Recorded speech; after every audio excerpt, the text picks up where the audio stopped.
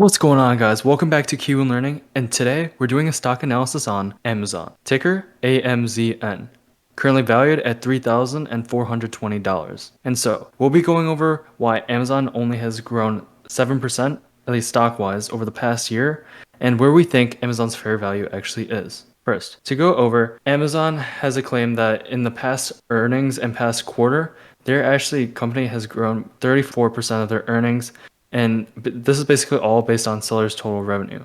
And this is essentially twice the estimated 60 billion from 2019, which is only 31% of the seller revenue.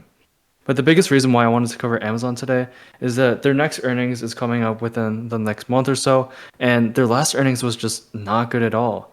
Amazon actually had a drop of $6.12 a share, coming at 110 billion, when their actual estimate was $8.92 a share, and the revenue was supposed to come in at roughly 1.6 billion higher than what they actually put out. And the biggest reason for this was that, the actual AWS server was a huge part of Amazon's company and their overall total revenue.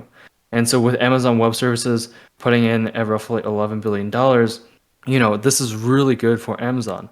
But the reason why they missed the last earnings by so much was not because of their AWS services, it was just because people just weren't ordering from Amazon as much. And, I believe Amazon has really just become a monopoly because whenever you guys go out, whenever you think of it, Amazon is that company that's like, oh, you need something? They'll be by your door by tomorrow, or in some cases, even by tonight. And so I feel like a lot of people don't understand Amazon as a total company because they just think of it as something, that just comes to your door and just can get ordered in a very quick amount of time without actually knowing what AWS even is and how it actually supports Amazon's overall revenue or overall total, like essentially money that they've made in the past quarter and the past year. And so what is actually AWS and what is Amazon Web Services?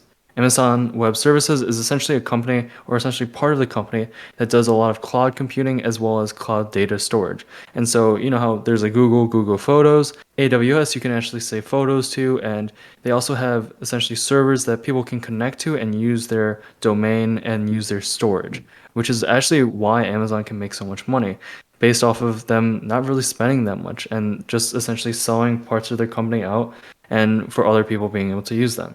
And as I was saying, the next earnings is coming up according to Zacks and NASDAQ on February 1st, 2022. And up to last quarter, they're putting up really good numbers. And although this minus 32% is a lot larger than people make it out to be, it's because, their EPS dropped by a significant amount, even though their actual revenue was only, well, not only, but roughly a billion less than what they're projected.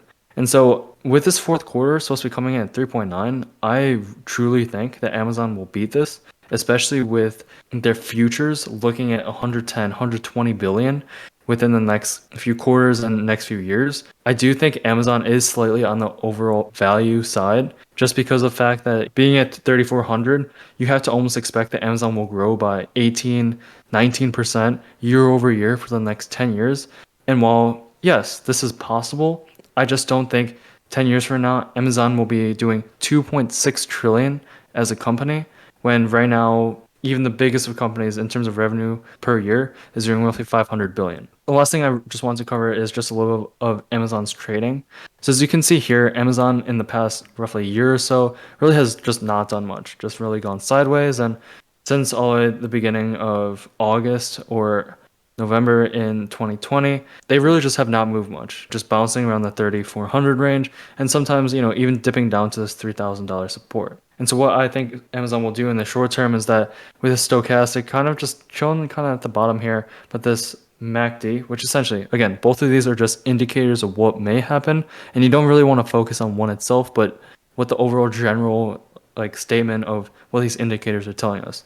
And so with this MACD, which essentially just tells us we're going from positive to negative, that there's more negative sentiment in Amazon. I think if Amazon breaks under this 3,200 level, it would be a really nice sell-off or a short for them to go all the way back down to 3K. In terms of actual value-wise, Amazon, I don't think is going to be a company that will be gone in the next 5, 10, 20 years.